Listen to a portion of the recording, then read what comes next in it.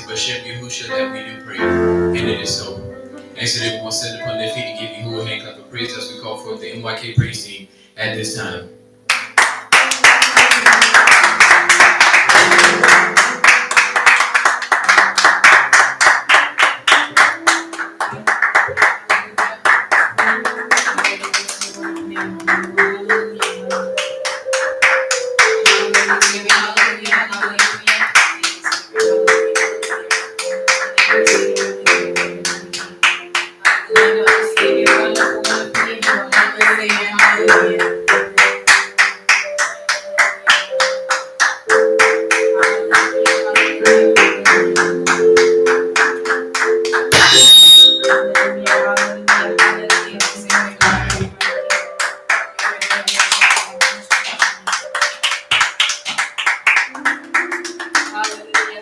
Hallelujah, hallelujah, hallelujah. See the wonderful name, praise hallelujah, hallelujah. Hallelujah, hallelujah. Thank you, Savior. Hallelujah.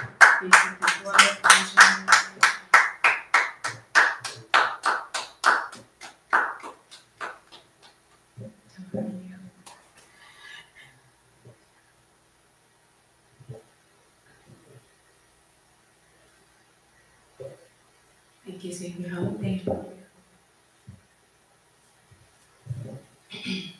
Oh, Yahuwah, we praise you. Oh, Yahuwah, we praise you. Oh, Yahuwah, we praise you. Oh, Yahuwah, we praise you. Oh, Yahuwah, we praise you. Oh, Yahuwah, we praise you.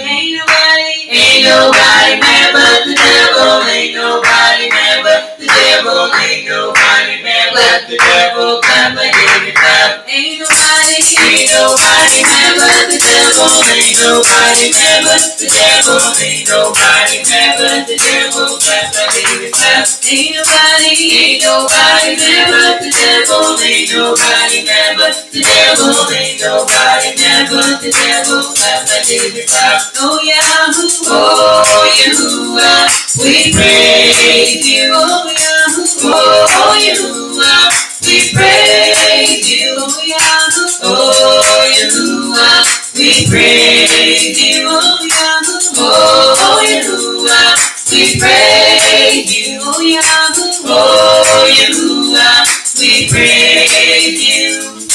Oh Yahuwah, we praise you. Ain't nobody mad but the devil. Ain't nobody mad but the devil. Ain't nobody mad but the devil. Sing like you the same. Ain't nobody mad but the devil. Ain't nobody mad but the devil. Ain't nobody mad but the devil. Sing like you the same. Ain't nobody mad but the devil. Ain't nobody mad but the devil. Ain't nobody mad but the devil. Sing like you the same. Ain't nobody mad but the devil. Ain't nobody mad but the devil. Ain't nobody mad but the devil. Sing like you the same. Oh Yahoo, oh Yahuwah, we praise you. Oh Yahoo, oh Yahuwah, we praise you. Oh Yahoo, oh Yahuwah, we praise you.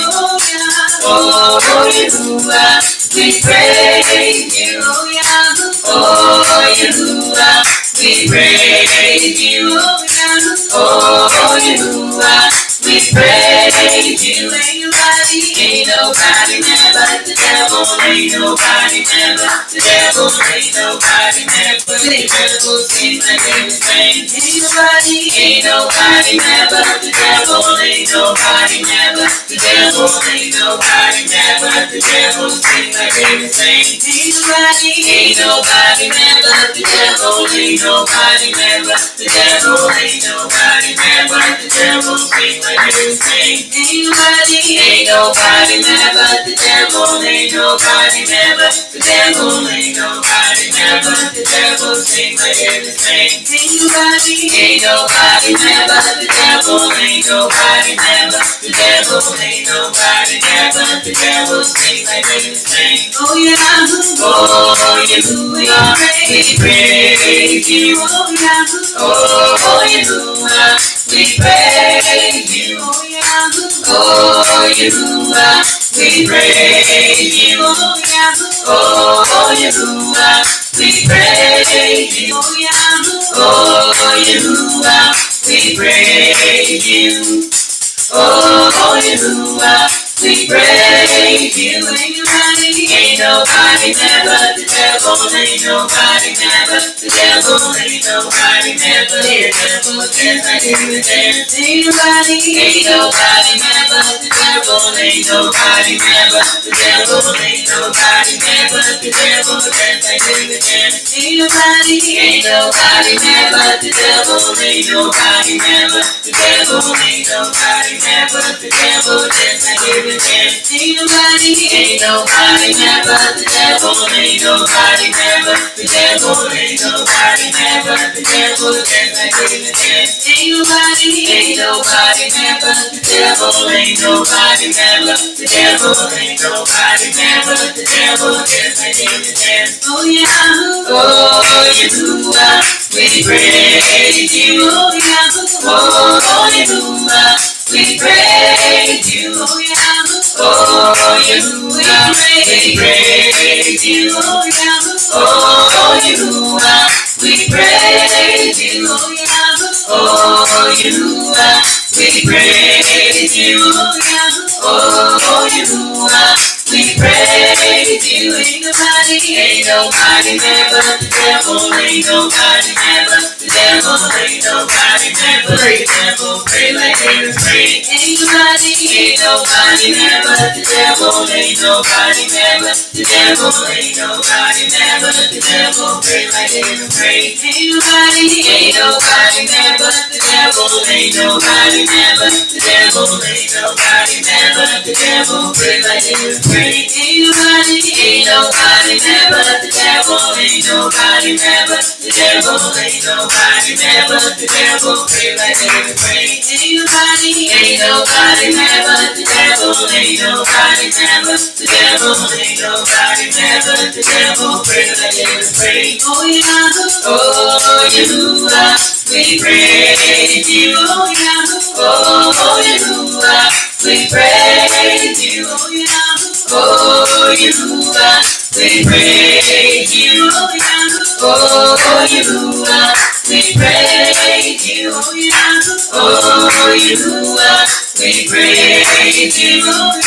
Oh Yahuwah, we praise you. Ain't nobody never. The devil ain't nobody never. The devil ain't nobody never. The devil pray like David prayed. Ain't nobody never. The devil ain't nobody never. The devil ain't nobody never. The devil pray like David prayed. Ain't nobody never. The devil ain't nobody never. The devil ain't nobody never. The devil ain't nobody never. The devil pray like David prayed. Ain't nobody never. The devil ain't nobody never. The devil ain't nobody never. The devil pray like David prayed. Ain't nobody never. The devil ain't nobody never. The devil ain't nobody never. The devil pray like David prayed. Oh Yahuwah, we praise you. Oh Yahuwah, we praise you. Oh Yahuwah, we praise you. Oh Yahuwah, we praise you. Oh Yahuwah, we praise you. Oh Yahuwah, we praise you. Oh Yahuwah, we praise you. Oh Yahuwah, we praise you. Oh Yahuwah, we praise you. Oh Yahuwah, we praise you. Oh Yahuwah, we praise you. Oh Yahuwah, we praise you.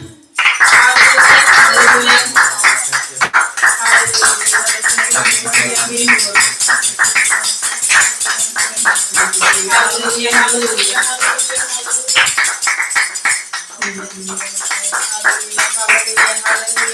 Thank you, Savior. Hallelujah, hallelujah.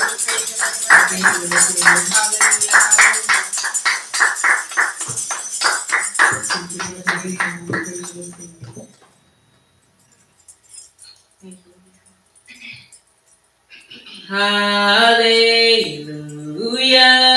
Hallelujah. You have won the victory. Hallelujah. You have won it all for me. Death cannot hold you down. You are the risen King, seated in majesty. You are the risen King. Hallelujah. You have won the victory. Hallelujah. You have won it all for me. Death could not hold you down. You are the risen King, seated in majesty. You are the risen King. Hallelujah. You have won the victory. Hallelujah. You have won it all for me. Death could not hold you down. You are the risen King, seated in majesty. You are the risen King. Hallelujah. You have won the victory. Hallelujah. You have won it all for me. Death could not hold you down. You are the risen King, seated in majesty. You are the risen King. Hallelujah. You have won the victory. Hallelujah. You have won it all for me. Death could not hold you down. You are the risen King, seated in majesty. You are the risen King. Hallelujah.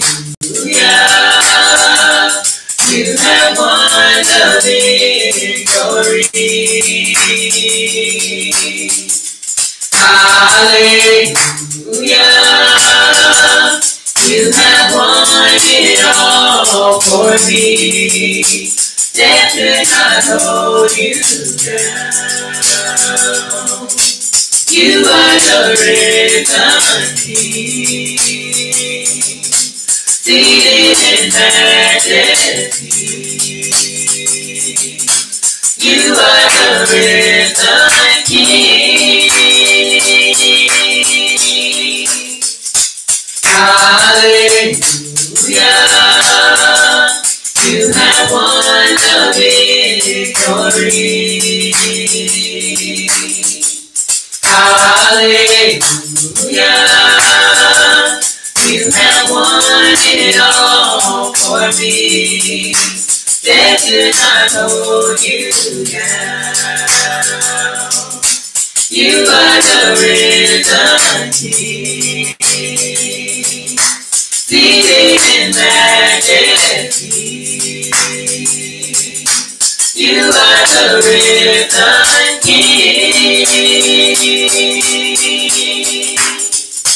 Hallelujah. You have won the victory. Hallelujah. You have won it all for me. Death could not hold you down. You are the risen King. Seated in majesty. You are the risen King. Hallelujah. You have won the victory. Hallelujah. You have won it all for me. Death could not hold you down. You are the risen King. Seated in majesty. You are the risen King.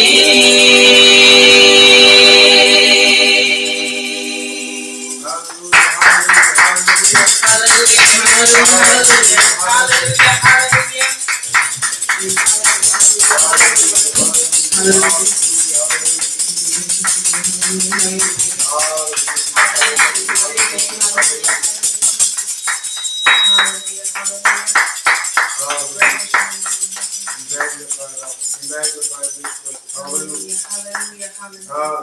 hallelujah,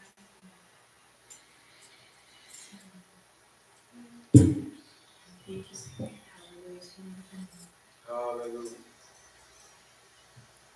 Yahuwah, I thirst for you, and I long to be in your presence. My soul will wait on you. Abba, draw me nearer. Draw me nearer to the beauty of your Ruach.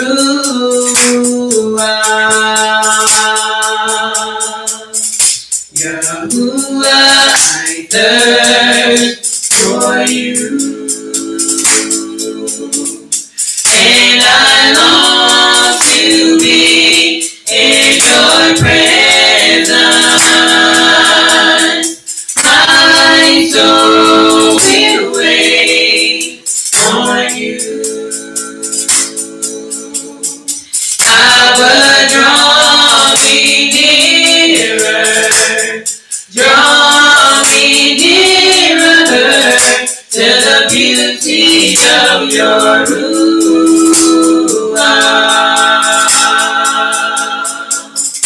Yahuwah, I thirst for you,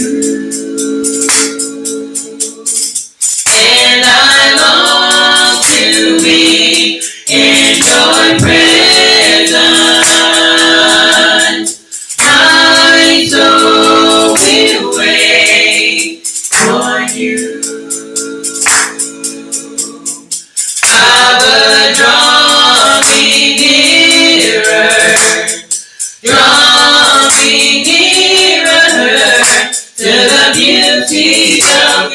Yahuwah. I will wait for you, oh Yahuwah, in the beauty of your Ruah.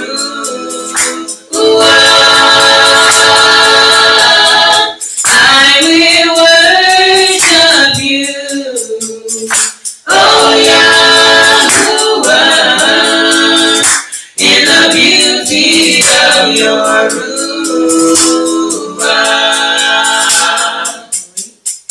I will wait for you, oh Yahuwah, in the beauty of your Ruah. I will worship you, oh Yahuwah, in the beauty of your Ruah. Yahuwah, I thirst for you, and I long to be in your presence. My soul will wait on you. Abba, draw me nearer, draw me nearer to the beauty of your Ruah.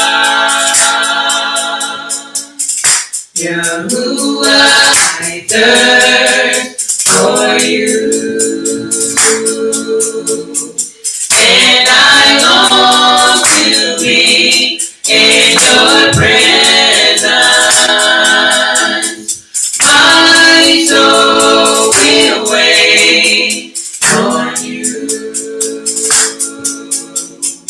Abba, draw me nearer, draw me nearer to the beauty of your Ruah. I will wait for you, oh Yahuwah, in the beauty of your Ruah. I will worship you, oh Yahuwah, in the beauty of your Ruah.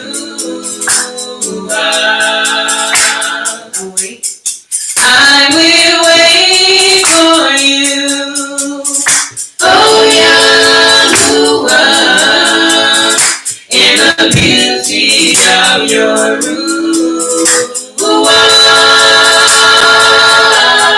I will worship you, oh Yahuwah, in the beauty of your Ruah.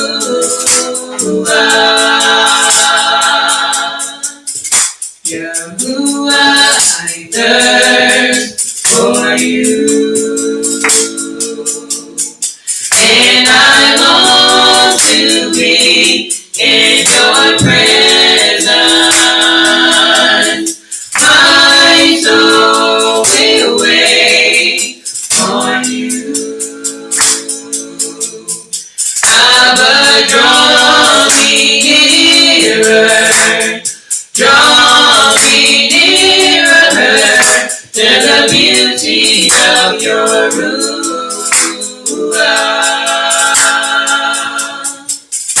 Yahuwah, I thirst for you,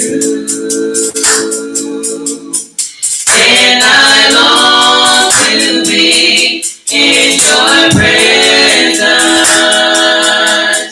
My soul will wait on you. Abba, draw me nearer, draw me nearer to the beauty of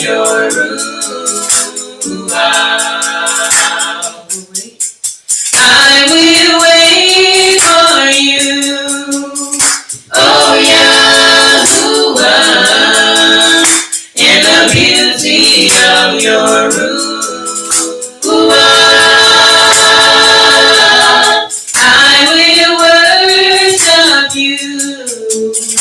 Oh, Yahuwah, in the beauty of your Ruah. Yahuwah, I thirst for you, and I long to be in your presence. My soul will wait on you. Abba, draw me nearer to the beauty of your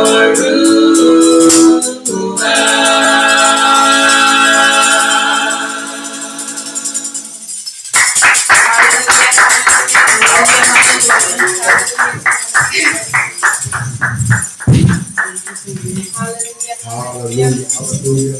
We can magnify and lift up our Lord. Thank you for all that he has done, all that he is doing, and all that he is yet going to do for us and through us in this earth. We can magnify him because he is truly worthy of all the praise, worthy of all the acceptation, and we do magnify him and we give him the true adoration and praise that he is worthy of. And it is so. And it is so. It is now time for our declaration, a time when we count the voice, break the atmosphere. The first voices you hear will be a portion of the praise team, and I will be immediately following to take us into a time of declaration.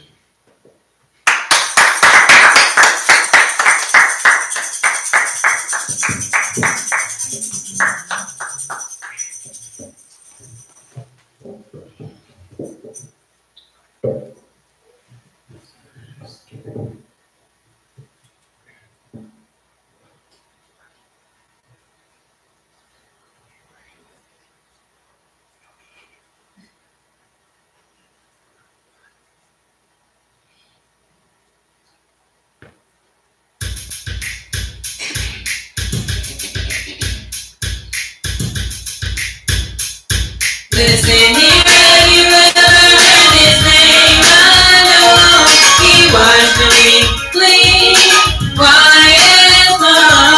With you have salvation, then you know you will be clean. You'll be cleansed to the Spirit. Have you ever heard of his name? The name that starts with white and ends with A. Don't let this Yahusha, yeah, oh, his name Yahusha, his name Yahusha, yeah, yeah. Yahusha, sweet Yahusha.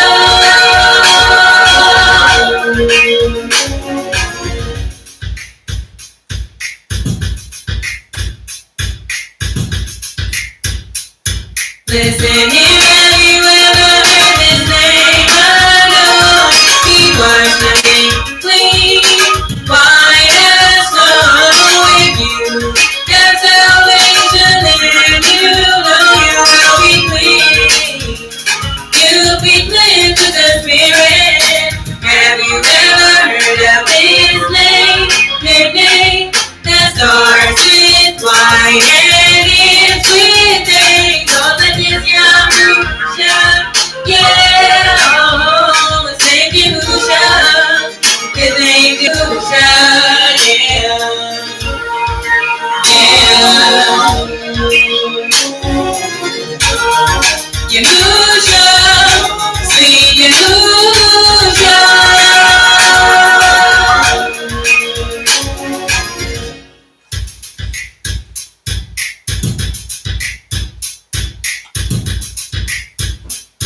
Listen here, have you ever heard his name? I know he washed me clean, white as snow. With you have salvation, then you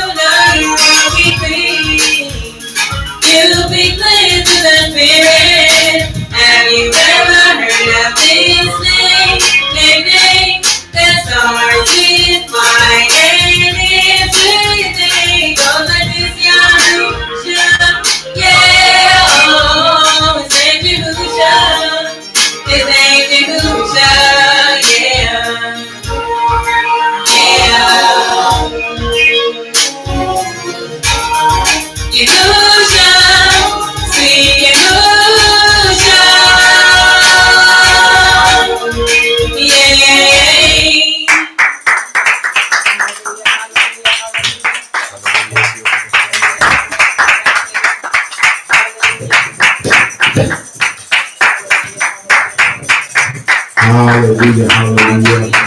It is now time for our declaration. As we prepare to go into this time to worship the atmosphere, knowing that the scriptures tells us that we have what we say, I ask everyone to please repeat after me at this time. Say, I declare that I shall walk in obedience to Torah. To know how I'm to live, how I'm to walk, how I'm to act in this world. All I have to do is walk in obedience to His word.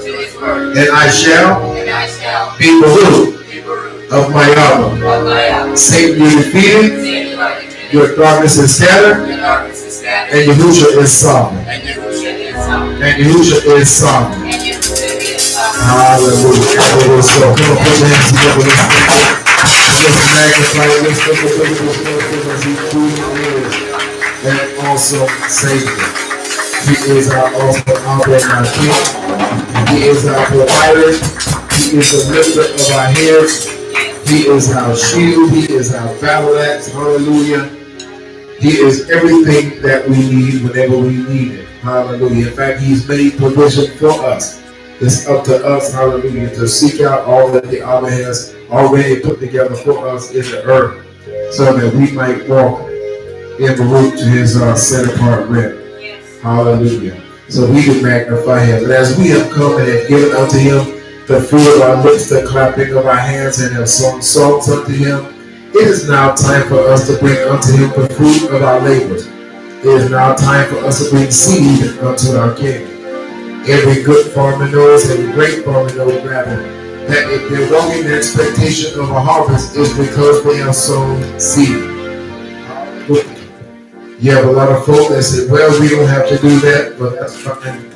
You continue to not be the root of the Abba. But for those of us that know better, hallelujah, and know that the principles of the Abba are still yes, and it is so in the earth, then we know that according to His set apart word, as it says in the book of Genesis, that as long as the earth remains, there remains seed time and harvest.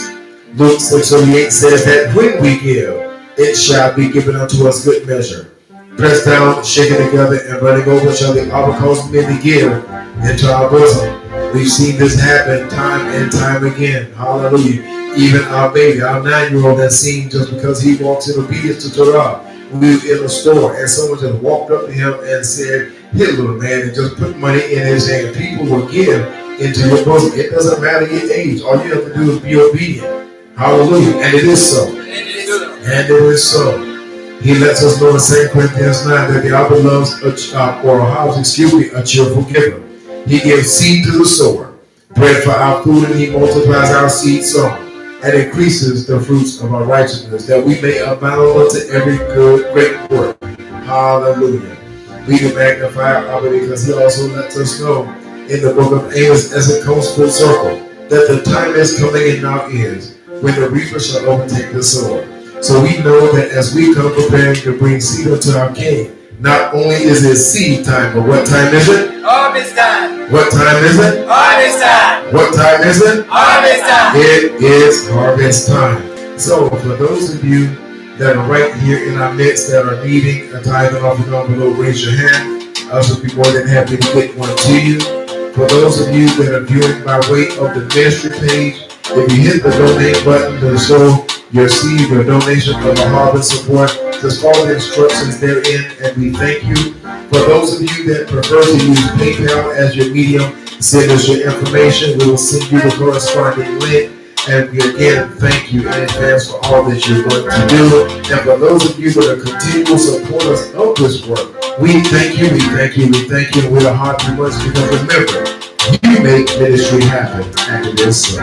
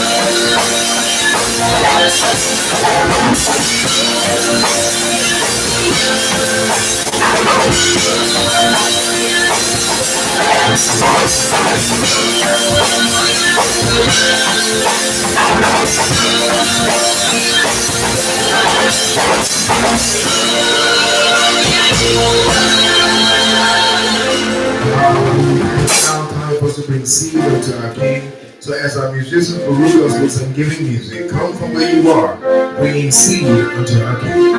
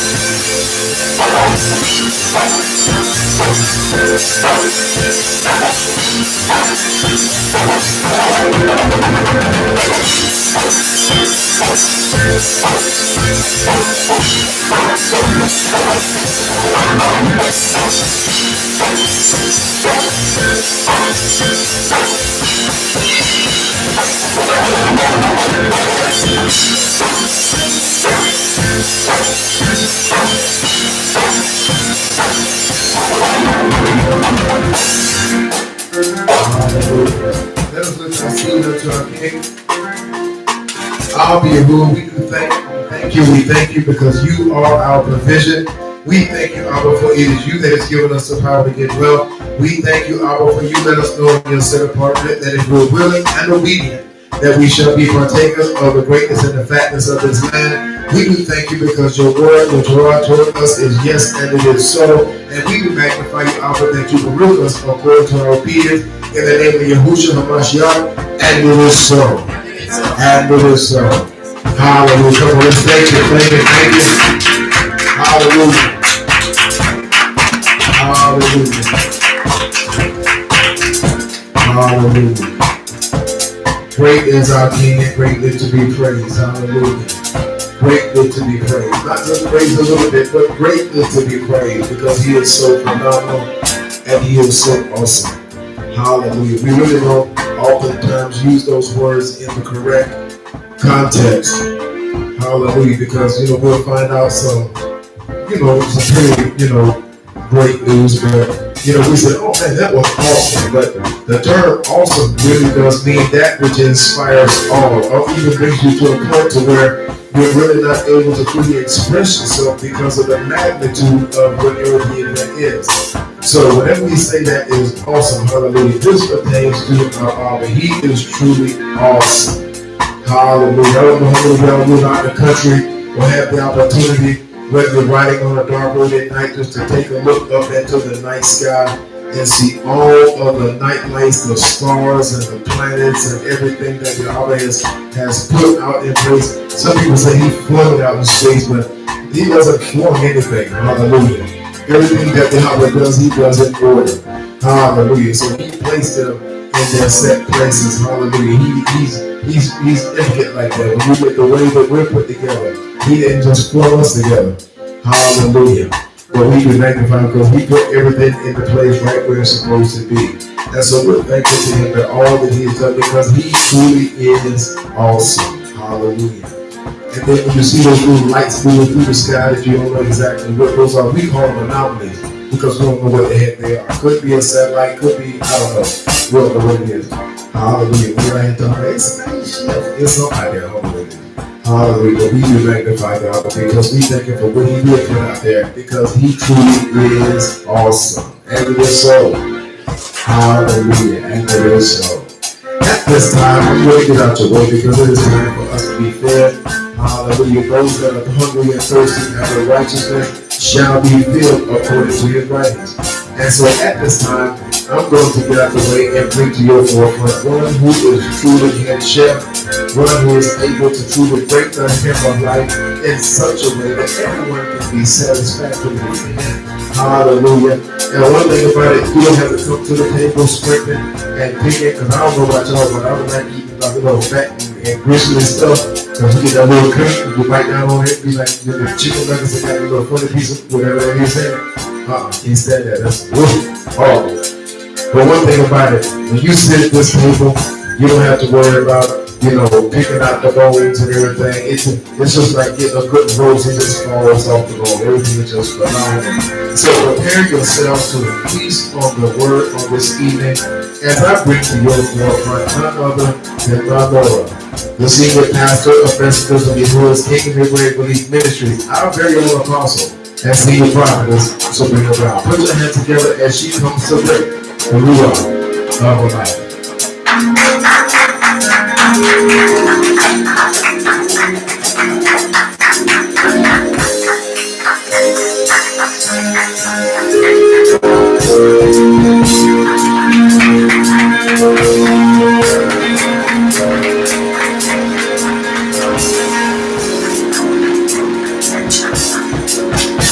Let's worship Him. Come on, let's worship Him. Let's worship Him. That's what we gathered here to do tonight. Come on, hallelujah. All the great things that He's done and continues to do for us and through us. Come on, let's worship Him. Let's worship Him.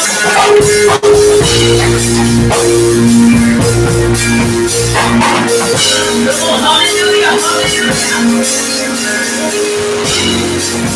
Come on, hallelujah, hallelujah. Oh, hallelujah.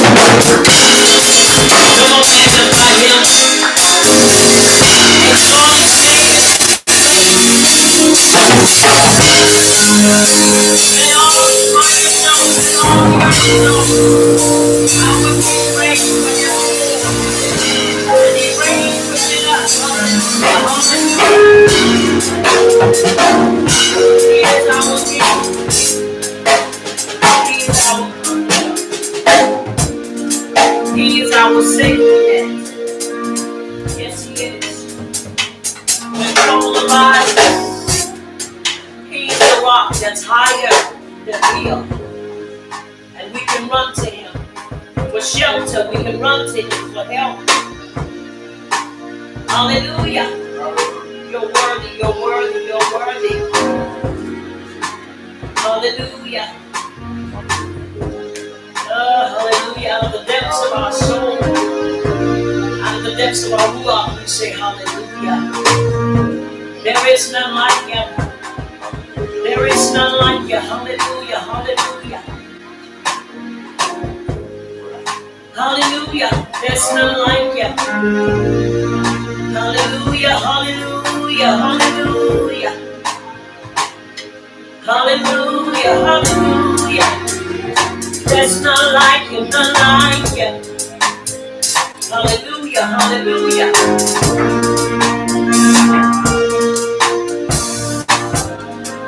None like You. Hallelujah, hallelujah.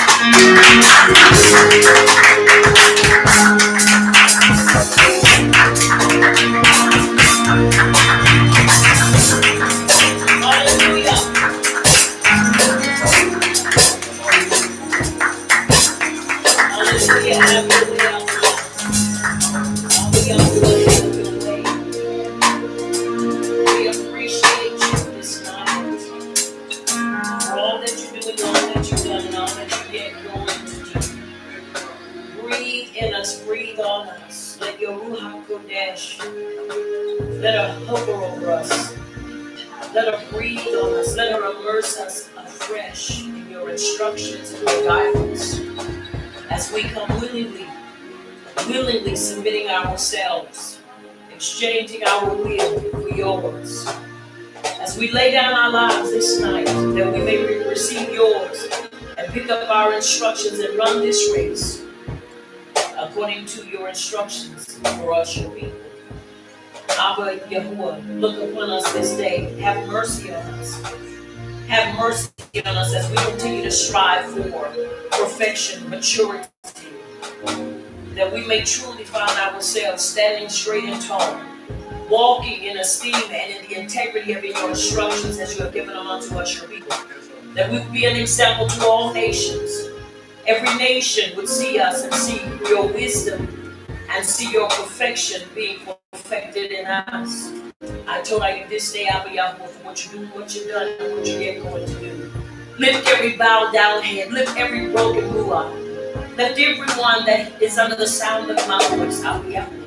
Those that are in the place of the valley of decision, trying to make a decision and make a choice of whether to move forward or just maintain where they are.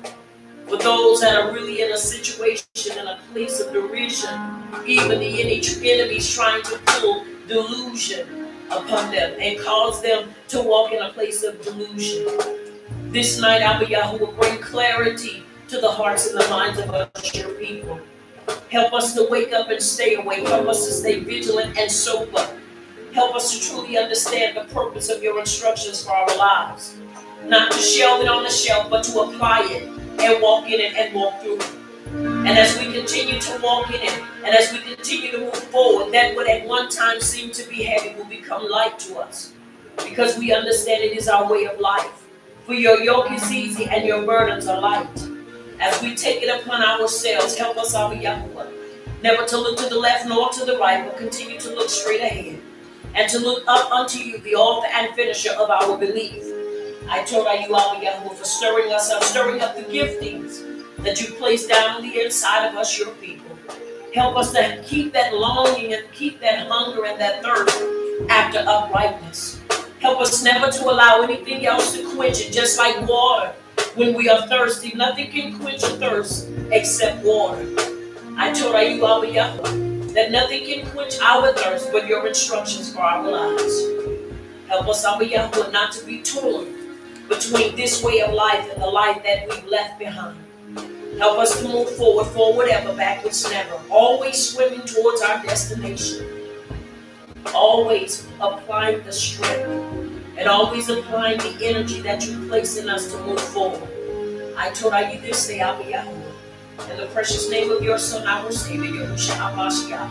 And it is so. And it is so. Come on, put your hands together and sing it.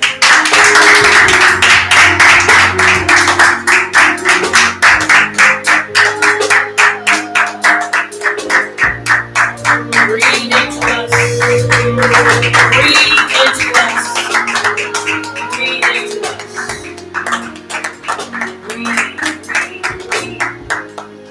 Breathe into us. We esteem you this great night.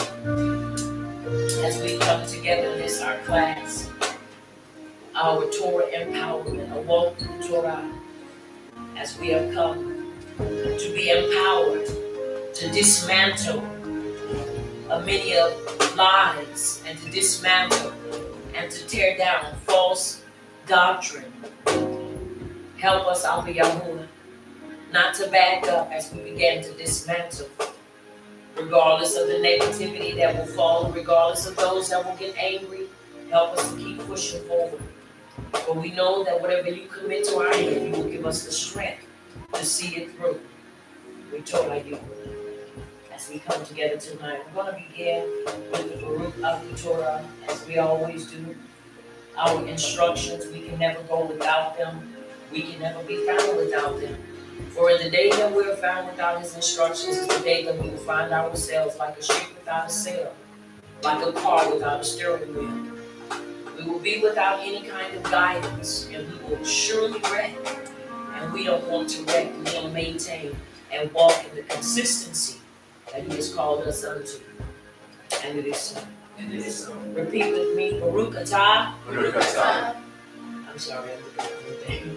Repeat with me. Baruch Yahuwah. Baruch Yahuwah. The Baruch one. The Baruch one. Baruch is Yahuwah. Baruch is Yahuwah. The Baruch one. The Baruch one. For all eternity. For all eternity. Baruch atah. Baruch atah. Yahuwah. Yahuwah. Our supreme one. Our supreme one. King of the universe. King of the Who universe. selected us from all the peoples. Who selected us from all the people. And gave us his Torah. And gave us his Torah. Baruch atah. Baruch atah. Yahuwah. Yahuwah. Giver of the Torah. Giver of the Torah. And it is so. And it is so. And it is so. And it is so. Baruch atah. Baruch atah. Yahuwah. Yahuwah. Our supreme one. Our supreme one. King of the universe. King of the universe. Who gave us the Torah of truth. Who gave us the Torah of truth. And implanted eternal life within us. And implanted eternal life within us. Baruch atah. Baruch atah. Yahuwah. Yahuwah. Giver of the Torah. Giver of the Torah. And it is so. And it is so. And it is so. Now we will have a reading of the Ten Commandments done by Apostle Brown, coming from the book of Deuteronomy, chapter 5, verses 6 through 22. And it is so. Adam, I am Yahuwah, your power was brought you out of the land of Mitzrayim from the days of slavery. Then you shall have no other power before me. You shall not make you any graven image of any likeness or anything that is in Shemayim above, or that is in the earth beneath, or that is in the mind beneath the earth. You shall not bow down yourself unto them, nor serve them, for I, Yahuwah, your power, am a jealous power, visiting the iniquity of the hours upon the children unto the third and fourth generation of them that hate me, and showing mercy unto thousands of them that are hungry and keep my commandments. Amen. You shall not take the name of Yahuwah your power and falsify it, for Yahuwah will not hold him guiltless that takes his name in empty. Now, guard the Sabbath day to set it apart as Yahuwah your power has commanded you. 6 days you shall labor and do all your work, But the seventh day is the Sabbath of Yahuwah your power. In it you shall not do any work. You, nor your son, nor your daughter, nor your manservant, nor your maidservant, nor your ox, nor your ass, nor any of your cattle, nor your foreigner that is within your gates, that your manservant and your maidservant may rest as well as you. And remember that you were a servant in the land of Mitzrayim, and that Yahuwah your power brought you out of there through a mighty hand and by a stretched out arm. Therefore Yahuwah your power commanded you to keep the Sabbath day. And esteem your hour and your evening as Yahuwah your power has commanded you, that your days may be prolonged and that it may go well with you in the land which Yahuwah your power is about to give. Why? You shall not murder. Saying, neither shall you commit adultery. Cat, neither shall you steal. Cat, neither shall you bear false witness against your neighbor. You, neither shall you desire your neighbor's issue, neither shall you covet your neighbor's bed, his field, or his manservant, or his maidservant, his ox, or his ass, or anything that is your neighbor's. These words you spoke unto all your assembly in the mount out of the midst of the fire, of the cloud, and of the thick darkness with a great voice. And he added no more. And he wrote them in 2 tables of stone and delivered them unto me, and it was so. And it is so. The book of Yahusha, the son of Nun, chapter 1, verse 7 and 8. Only be you strong and very courageous, that you may observe to do according to all the Torah which Moshe, my servant, commanded you. Turn not from it to the right hand or to the left, that you may prosper wherever you go. Verse 8, as I've tailored it, to fit the time of our confession. Repeat this with me. I will not let this scroll of the Torah. I will not let this scroll of the Torah depart out of my mouth. depart out of my mouth. But I shall meditate in it. But I shall meditate in it Day and night. day and night. That I may observe to do. That I may observe to do According to all that is written in it. according to all that is written in it. But then I shall make my way prosperous. And then I shall make my way prosperous. And act wisely. And act wisely. And act wisely. And act wisely. Now tell your neighbor, and you shall act wisely. And you shall act wisely. Look at your other neighbor, tell your other neighbor, and you shall act wisely. And you shall act wisely. Now take your hand and place it over your heart and say, Abba Yahuwah, Abba Yahuwah, I shall act wisely. I shall act wisely. Come on, Abba Yahuwah, Abba Yahuwah, I shall act wisely. I shall act wisely. Come on, I endeavor I endeavor to act wisely. to act wisely. I endeavor I endeavor to act wisely. to act wisely. I endeavor I endeavor to act wisely. to act wisely. And it is so. And it is so. And it is so. I endeavor every day of my life to act wisely. And it is so. And it is so. We should always endeavor to act wisely. I know many people believe, I'm past that, but let me tell you something. If you don't wake up desiring and operating and wanting to maintain wisdom, you will find yourself operating outside of wisdom. Luke 18:1, men ought to always pray and not faint. Very important that we understand we've been given a commission. We are to always pray. No matter what's going on in our lives, and no matter where we are to always pray. Are you hearing me? Yes. Prayer helps us to keep from unraveling. Prayer helps us to maintain consistency. Prayer helps us to walk in a ruach of discernment. Prayer helps us to discern right from wrong. Prayer helps us to keep that line of communication open because we are communicating with Abba Yahuwah through his son, our Mashiach, Yahusha. So it's very important that we keep the line of communication open. Chapter 6 of the Devarim, verses 1 through 18.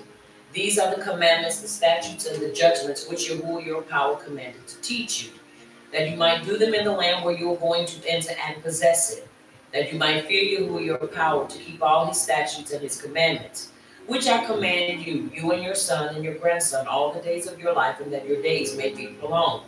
Hear therefore, O Yisrael, and observe to do it, that it may be well with you, and that you may increase mightily as Yahuwah power of your Abbas has promised you in the land that flows with milk and honey. Hear, O Yisrael, Yahuwah our supreme one, Yahuwah is a God. Shema Yisrael, Yahuwah is our Savior, Yahuwah is a God. And you shall ahab Yahuwah your supreme one with all your heart and with all your soul and with all your might. And these words which I command you this day shall be in your heart. And you shall teach them diligently unto your children, and shall talk of them when you sit in your bed, and when you walk by the way, and when you lie down, and when you rise up. And you shall bind them for a sign upon your hand, and they shall be as frontlets between your eyes, to fall, to bind to the mind, to give access, give the Torah, the instructions of Abba Yahuwah, access to your mind. And you shall write them upon the posts of your bed and on your gates.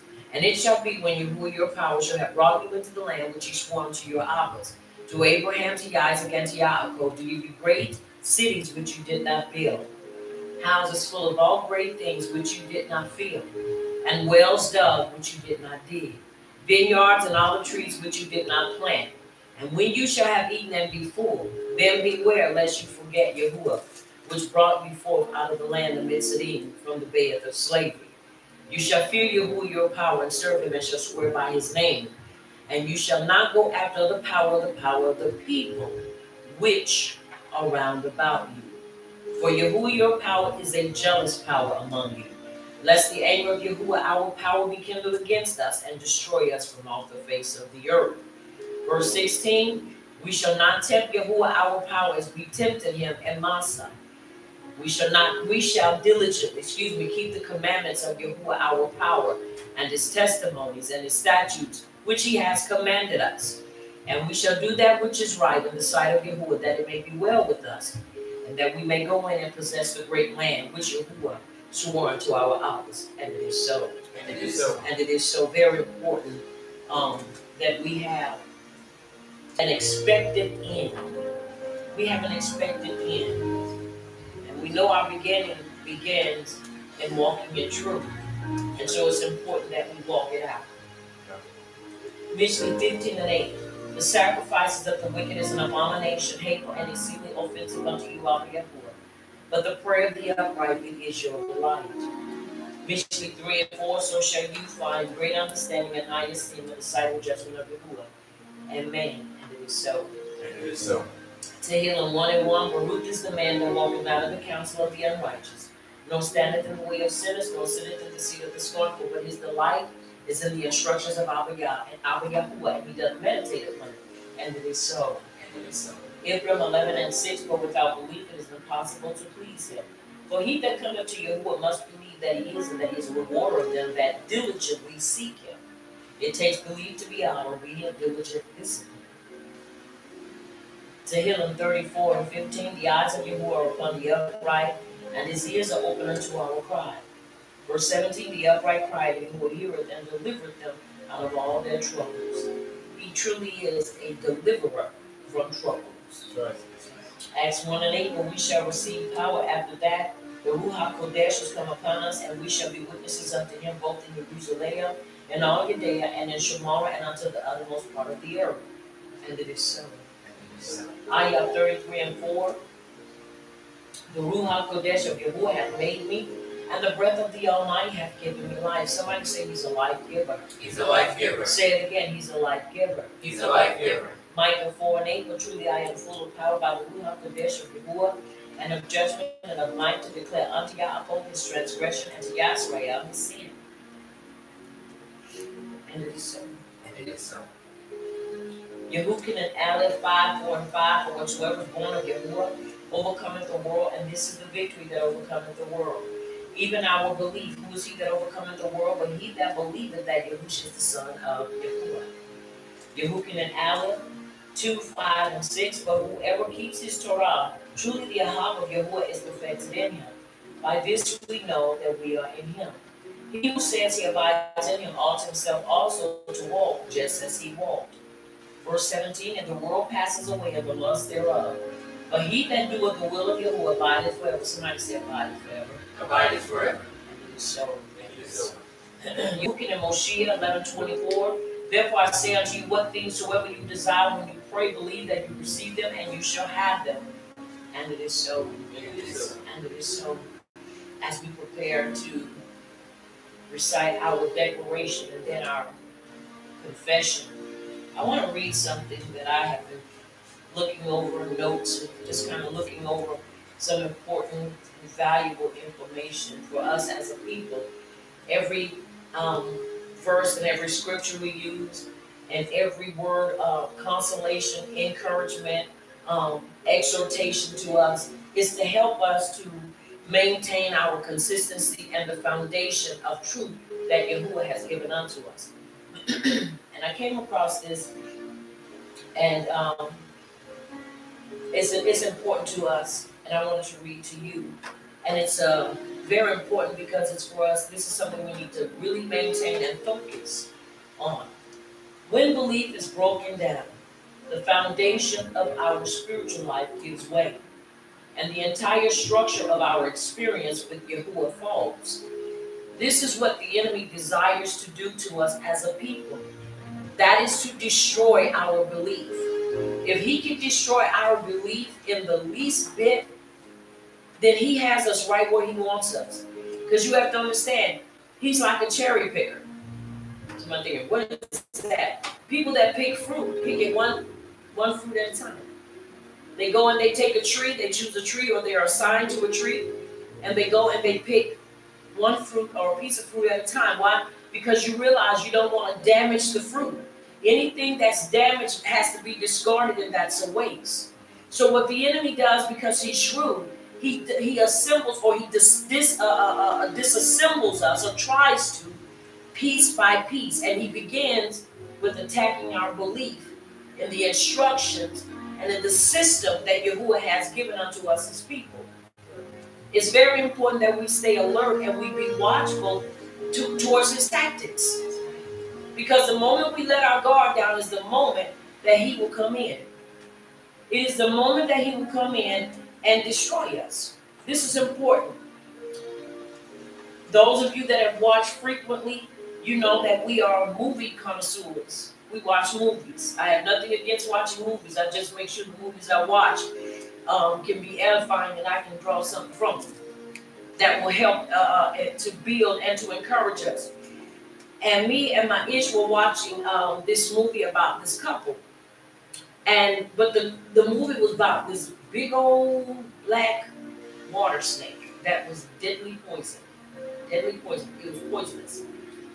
And they knew the snake was in this area. And I don't know why people like to play with poisonous things. So they had the antidote. So in the event one of them were to be bitten, they could give it, but it was only enough for one person. Now 2 of them were going, but the antidote was only enough for one person. Number one, that's already wrong. Because if we're going in an area and we know it is venomous snakes or poisonous creatures out there, first of all, we ain't gonna be out there anyway. Are y'all following me? Yes. If I can help it, now they're going on vacation. I'm not vacationing in a place like that. And so they get there, and they're in the tent, and they were having problems, and then this was a way that they were trying to bring some resolution and try to work on their relationship. And the place where they were was a remote place. You couldn't get no signal from no phone. And they were by this waterfall, and it was gorgeous to look at. And there was this aggressive snake that was there. And they saw the snake, and earlier that day, they tried to, ward it off or what have you. I'm telling you now, poisonous snake, I would have killed it. There's no way I would have left it alive. So they go to sleep, and they leave the tent open. Wrong thing. And they wake up, and this snake, which looked about 5 to 6 feet long, had come into their tent, wrapped around, and basically had gone through their legs and had went to sleep beside them. Now, y'all know the whole movie, we sitting up there, we're cringing, because in my mind, I'm thinking, that wouldn't have been me, but if it was me, there is no way. No.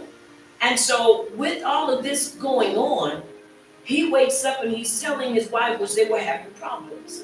He tells her, don't move. He said, I have an idea. He said, and this is how we're going to get this out of here. Once again, you got to understand where I'm going with this. If you open the door for the enemy, he's going to come in. If you leave the door slightly open, he's going to get in. And so the ish had an idea. He said, I'm going to cut a hole in the tent. He said, and we're going to put up a barrier between us and the snake. And he said, and we're going to try to guide it out. And he said, what I want you to do when I do this is just get out. You cannot fight the enemy on your own terms. Remember we read that the weapons of our warfare are not carnal, but mighty through your to the pulling down of what? Strongholds. You cannot fight the enemy in your own strength and on your own terms. And so he gets the sheet up. And she starts wilding out and trying to hit the snake. The snake is so fast, he had bit her 3 times before she can realize it. So now the ish is trying to hurry up, go get the antidote because they left it about 2 miles back in the car. Silly, simple. But we would say in these situations, man, ain't no way would catch me like that. When you are preoccupied and when you are not focused, there are a lot of things we would say we wouldn't do and get caught up in, but we do. Because you have to understand the enemy's not going to come at you when you are focused. He's going to come at you when you're not focused or focusing on the wrong thing. So he tries to go back. But while he's trying to go back, he falls in the water and the snake is aggressive and gets in the water. And he is bit now 8 times. So he's automatically dying and he starts hallucinating. But he stays alive long enough to go and get the antidote and he gives it to his issue.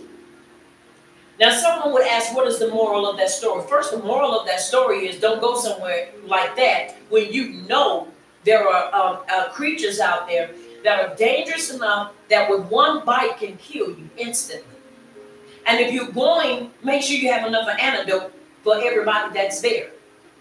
That makes no sense to go somewhere. That means you already have it in your mind that one of us ain't going to make it out of here. No, you don't do that. If we're in it, we in it to win it, and we all will come out. But the bottom line is never leave an opening when you know where you are, the enemy is there, so that he can come in. Because when he comes in, he's not going to be ready to leave easily. And it's not like you'll be able to just take him out once again. The snake was almost as long as the tent they were in. They were in a 2-sleeper. So once again, the moral of this story is don't put yourself in a position. And don't let anybody put you in a position where now you got to make the decision. It's either me or you. If it's not going to be both of us, then it ain't going to be none of us.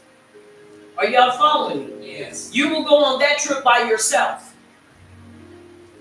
Because I'm not going to make that choice. Are y'all following me? Yes. Very important. Don't leave your life open for the enemy to come in and devastate it. Because if you do, he's coming in for the kill. He's not coming in to wound you. He's coming to kill you. That's right. No such thing as him wounding people. He's in it to kill. That's right. So it's important that we understand the instructions that he's given unto us to help us to live again, and to maintain our life. Very important. Are you understanding me? Yes. And once again, anybody you connect with and you covenant with, make sure you connect and covenant with the right people. Because anybody that is truly a person of covenant understands that we in it to win it, and that we all got to come out of it. Not just some of us. And if you don't come out, it is not because the door has not been made. It's because you choose to go back. Are y'all following me? Yes. Very important. Once again, that we understand that. But don't open the door for the enemy, because if you open the door for him, he going to get in, and you're going to have the hardest of times getting him out of there. That's right. And then, without casualty. Because somebody's going to get hurt. Somebody's going to get bit. Somebody's going to take the poison. And everybody does not always recover. He did all that and ended up dying. Are y'all following me? Yes. No.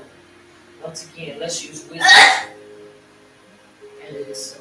And it is so. And it is so. All right, as we have come to this place, let us say our declaration of shalom as we prepare for the Sabbath weekend that is before us, and also for this night of class. Repeat with me, Abba Yahuwah, Abba Yahuwah, in the name of Yahusha, in the name of Yahushua, our Mashiach, our Mashiach, we subdue ignorance we subdue ignorance with Torah knowledge. with Torah knowledge. And through this knowledge And through this of knowledge Torah truth, of Torah truth, we claim healing, we claim healing, shalom, shalom, deliverance, deliverance, and salvation. and salvation. We decree We decree Torah truth Torah truth in the lives in the lives of your people, of your people, our people, our people. Yisrael. Yisrael. We unite We unite not to fight, not to fight, not to fight not to fight each other, each other, each other, each other, but the enemy but the enemy of our belief. of our belief. And it is so. And it is so. And it is so. And it is so. Now let us prepare to bow before our King. And let us recite this before him. And it is so. And it is so. Let us bow. Repeat this with me. May the utterance of my mouth May the utterance of my mouth and the deliberation of my heart and the deliberation of my heart be desirable before you, be desirable before you, O Yahuwah, O Yahuwah, my rock my rock and my redeemer. and my redeemer. May the utterance of my mouth May the utterance of my mouth and the deliberation of my heart and the deliberation of my heart be desirable before you, be desirable before you, O Yahuwah, O Yahuwah, my rock my rock and my redeemer. and my redeemer. And it is so. And it is so. And it is so. We have just recited Tehillim 19 and 15. You may be seated in his presence. As we prepare to continue in this, our teaching and our uncovering a symbol that is ancient and of old times.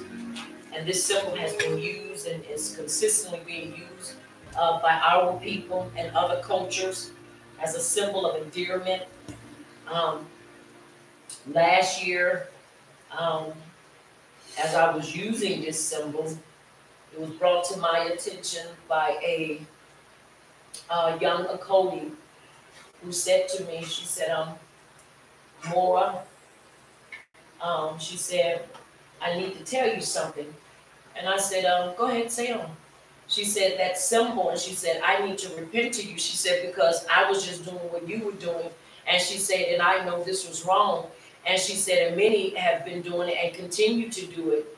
And she said, and I just kind of was following suit because you were doing it. Well, I was just doing it because I saw other people doing it, and I thought there was nothing wrong with it. Once again, we ought to never be to a place where we can't still learn. And she said, it's wrong. And so I said, well, can you send me the information? And she said, sure. She said, I'll get it to you. And sure enough, as I began to look over it and I began to read it, I began to feel my heart melt.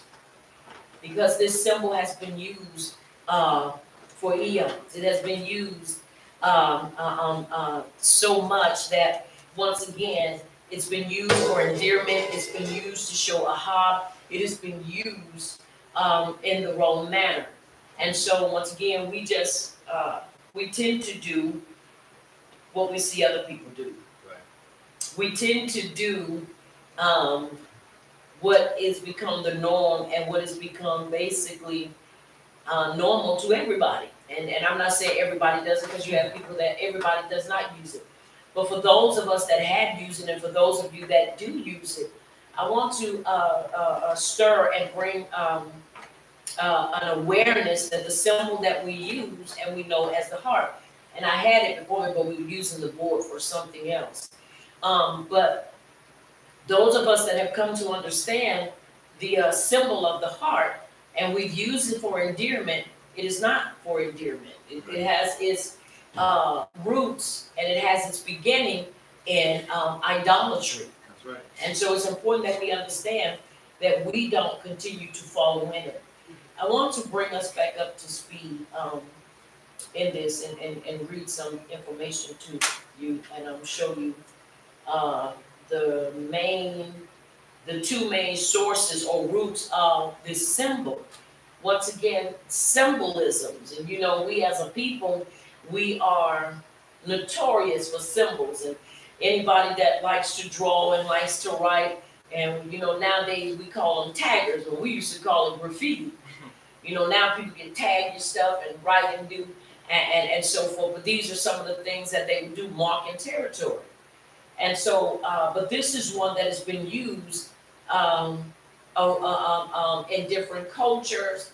It has been used across the land, and we just took it for granted and we just used it. And once again, its symbol is not kosher, and it is not for us to use Once again, when you don't know any better, that's one thing. But now that we know better, it's important that we begin to do better. That's right. The heart symbol has two main source roots: Babylonian and Hinduism. Now, the heart symbol as a symbol has been used as a symbol of affection. I'm gonna read it as it is: love and purity, as it is valued in Hinduism. But before the birth of Christianity and before Christianity, Babylonians used the symbol to represent immortality and sexuality. So once again, this is important that we understand these things. Hinduism, regarded as the oldest religion in the world, has been reconstructed and added for thousands of years. The Indo-Aryan people were very prominent and influential figures in its shaping. The Aryans were a group of Indo-European people who believed that they were higher in class than their surrounding neighbors, thus giving themselves the title of Aryan, which means noble. They dwelled in North Asia, or Asian, and South European regions and migrated to North India before the Iron Ages. During this time, they shared land masses with the Dravidians, who dwelt in South India. It is from these groups that the official Hindu religion was established. The ancient Persians adopted this case and established the name Iran from the title Aryan. Subsequently, the Persian meaning of the name Iran means land of the Aryans. Babylon was one of the greatest religions and social influence of the world during its peak. Many religions were born, established and shaped from the beliefs of the Babylonians, such as the ancient Mycenaean beliefs, Islam, Kabbalah, Buddhism, Hinduism, Christianity, and Catholicism, which Christianity and Catholicism is the same thing. Now, once again, as we've read that, the heart, this symbol is commonly used as a worldwide symbol of love and affection. Somebody say love and affection. Love and affection. When an arrow is attached to it, it is seen as the heart has been captured romantically, or a heart that is in love. We see it all the time, especially come around February the 14th, you see these things. When thorns or blood are placed around it, it is seen as a heart in distress. These images are most commonly used in art as being the color red, depicting blood, which is a symbol of life, or pink, depicting the color of flesh. So once again, you know, we see hearts and we always see them red. And then when you look at the candy, you know, during Valentine's Day, it's pink. And, you know, before we know any better, we'd be gobbling up that candy like little monsters. Just eating it, you know, chocolate hearts and oh, I can't stand marshmallows.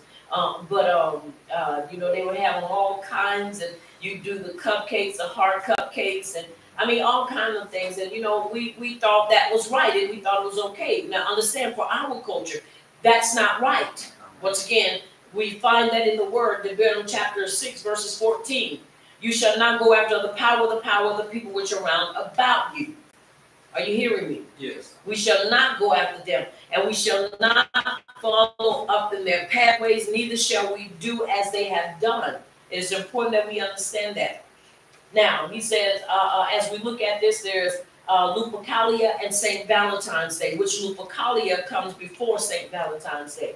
Valentine's Day, as often believed, was not birthed from the celebration of St. Valentine's at all. It wasn't until the 5th century AD that Valentine's Day was recognized. However, the beginning of Lupercalia began much earlier, predating pre-Rome. Lupercalia is an ancient Rome festival that was conducted annually on February 15th under the superintendence of a corporation of priests called Luperci. The origins of the festival are obscure, although the likely deviation of its name from lupus, Latin wolf, has variously suggested connection with an ancient deity who protected herds from wolves, and with the legendary she-wolf who nursed Romulus and Remus. As a fertility rite, the festival is also associated with the god Faunus. Each Lupercalia began with the sacrifice by the Luperci of goats and a doe, after which two of the Luperci were led to the altar. Their foreheads were touched with a bloody knife, and the blood was wiped off with wool dipped in milk. The ritual required that the two blood was wiped off with wool dipped in milk. The ritual required that the two young men laughed. The sacrificial feast followed, after which the Luperci cut thongs from the skins of the sacrificial animals and ran in two bands around the Palatine Hill, striking with thongs at any woman who came near them. A blow from the thong was supposed to render a woman fertile. In 494 C, the Christian church under Pope Gelasius I appropriated the form of the rite as the festival of the purification. Now you have to understand that's just diabolical. That's an abomination. And so they basically allow this, and this is also where you get the word love from. That's where the word love is coined from. And that's why we don't use the word love. We use the word ahab, which means endearment and affection. And it shows our desire and our connection with Yahuwah. And how he's dear to us. And how we desire to show our endearment to him. Very important. Now y'all understand me? Yes. All right, now we're going to move on a little further. We found out that it was also a plant that it derived from, and this plant was used to seduce people. And if you had the plant, it was considered it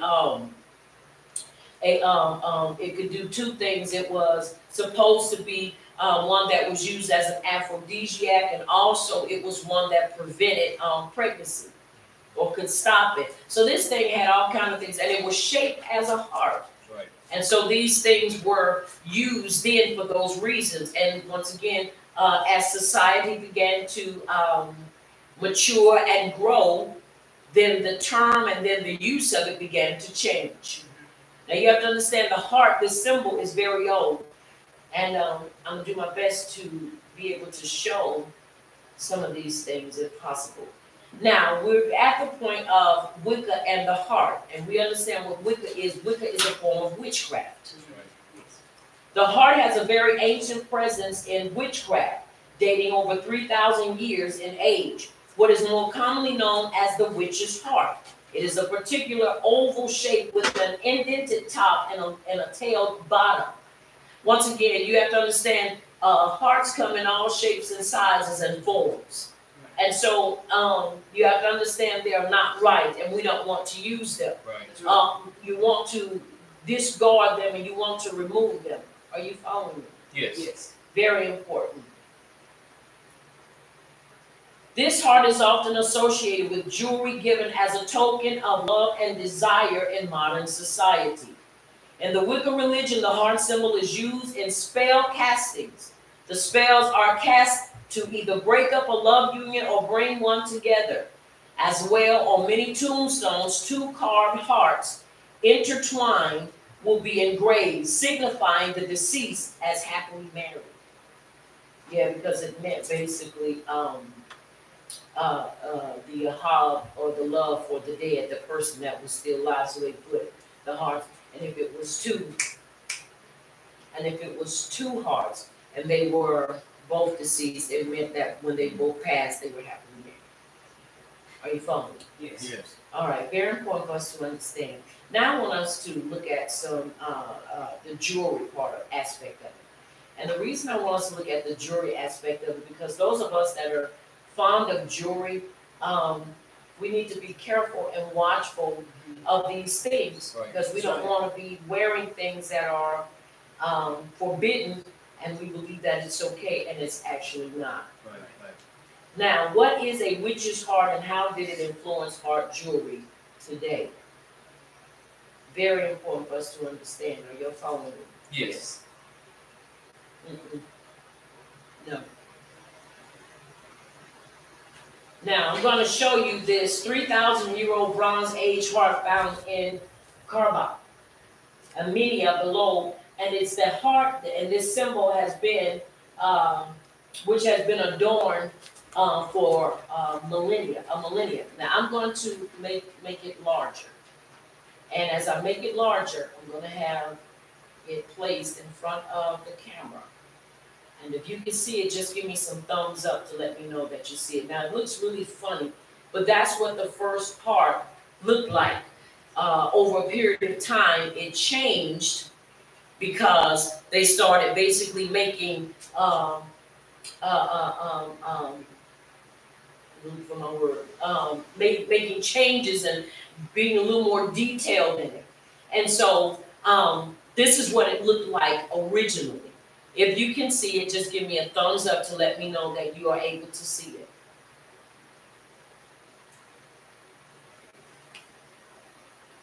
Okay. Now, this heart right here is the first heart.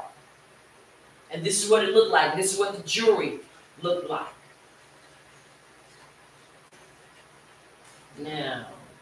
Now, as this individual started looking at the different hearts, the hearts have been depicted in the same way.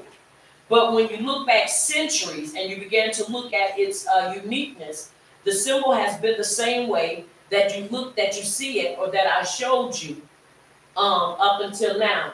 The difference is how it is, the points on it. Right. The points.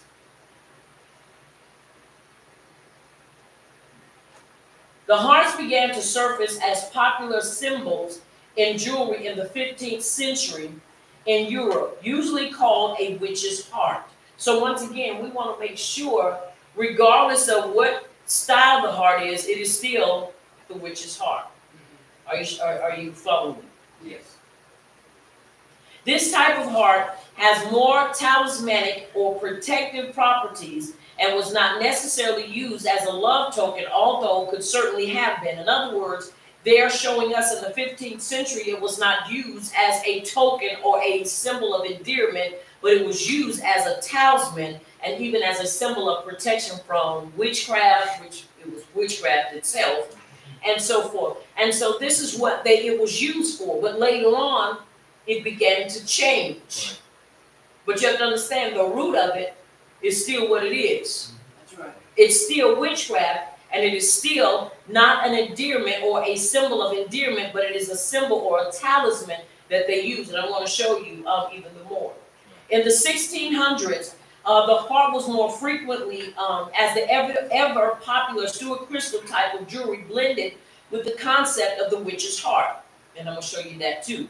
It seems from examples of Stuart crystal slides from the mid-1600s that the heart shape appeared more as we know it today. The only difference being a slight divert in the center instead of the more pronounced cleft we see now. Like I say, now you see more of a little cleft in it, and instead of it just being kind of like a little dip in the center. Now I want to show you this once again so you can have an idea of what it looks like. And you see another heart in there, and you see the hands clasped. Hold that up there. And like I say, if you see it, just give me some thumbs up if you can see it. All right. Let's see.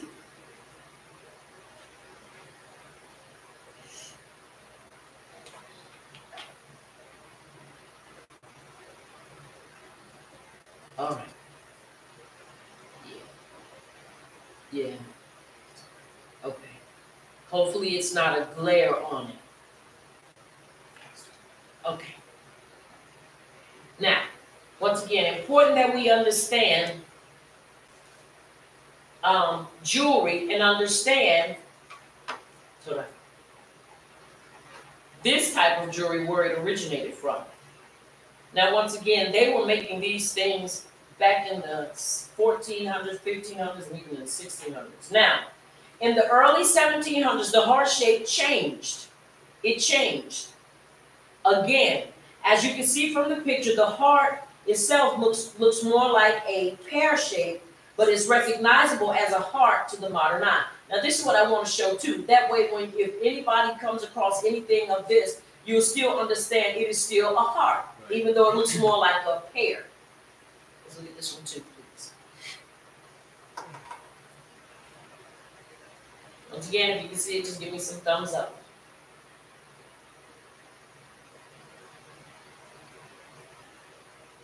Because I want to make sure. And that way, those of you that see it, whether you see it tonight or you see it again when this teaching airs again, you'll be able to see it, and I will know that you're able to see it because I want to share it with you, show you what it looks like. So even if you have something like that with that, just that little bit of dip in it, that's still a heart. It's important that we understand any jewelry and anything that has the heart shape or form to it, you don't want to wear it. We don't want to wear it. We want to make sure we if it's gold, I would say melt it down and have it made into something else. If it's silver, have it melted down and made into something else. If it's something else, throw it away, destroy it. All right. Now, once again, it looks almost like a pear shape. This is another one that I want you to look at. Small for the hand. This is still a symbol of a heart. Look at this one.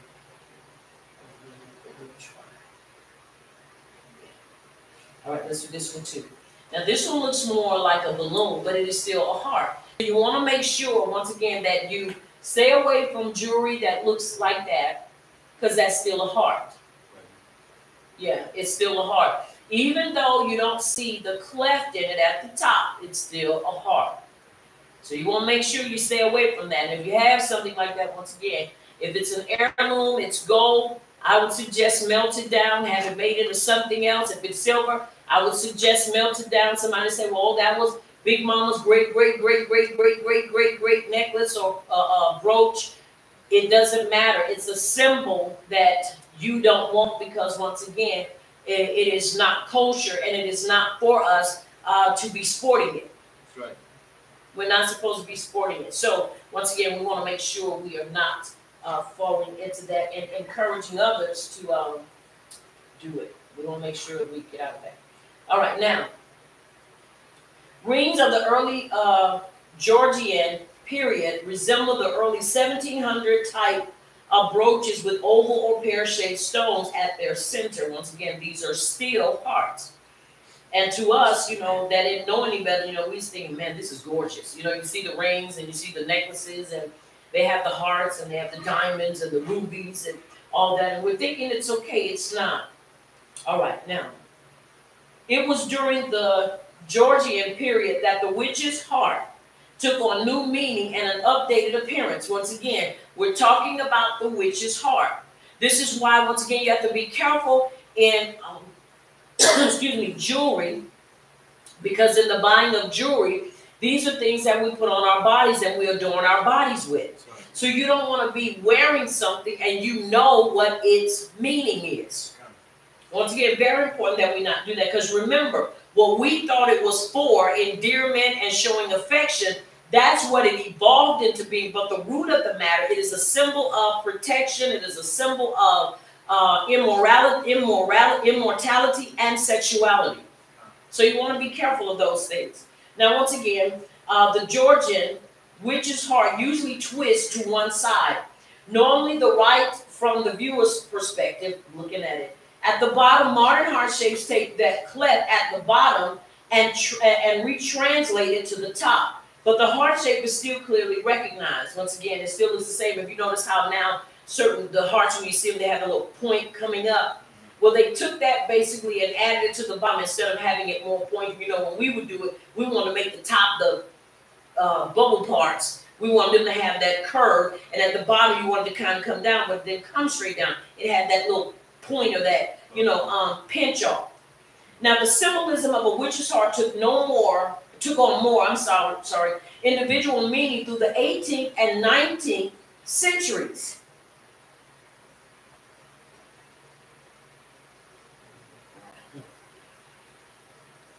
The previous century saw this type of jewelry as a talisman.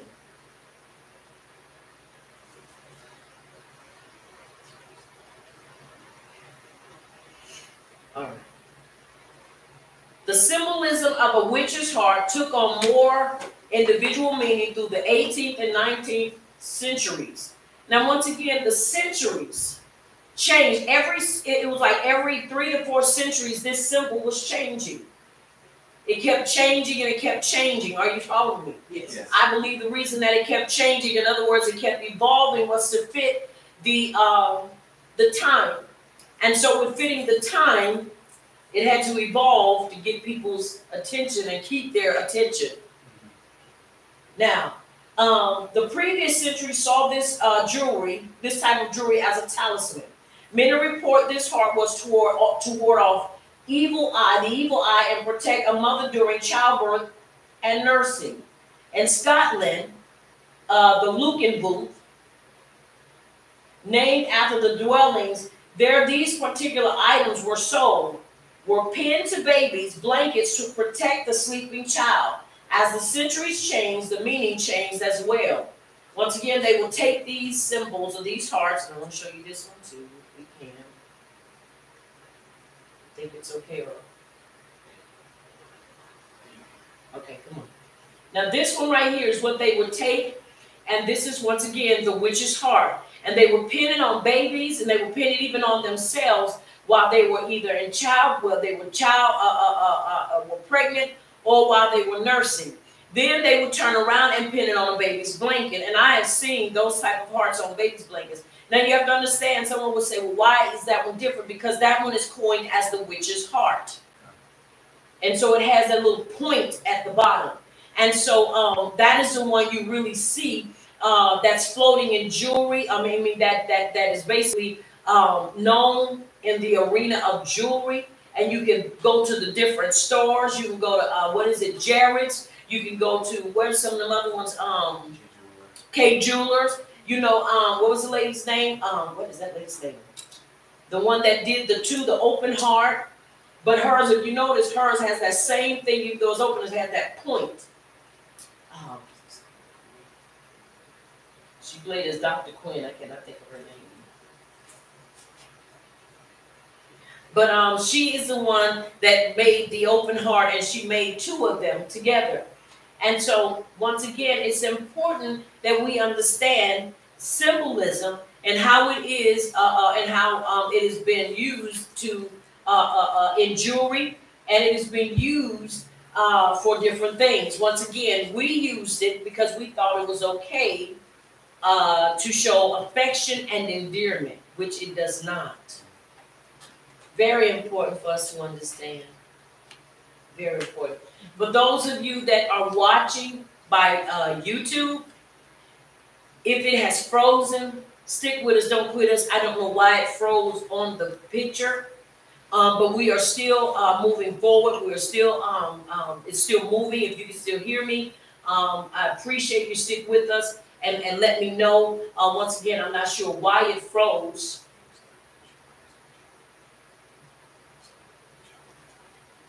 That's fine. If we're going to restart, and so once again, okay.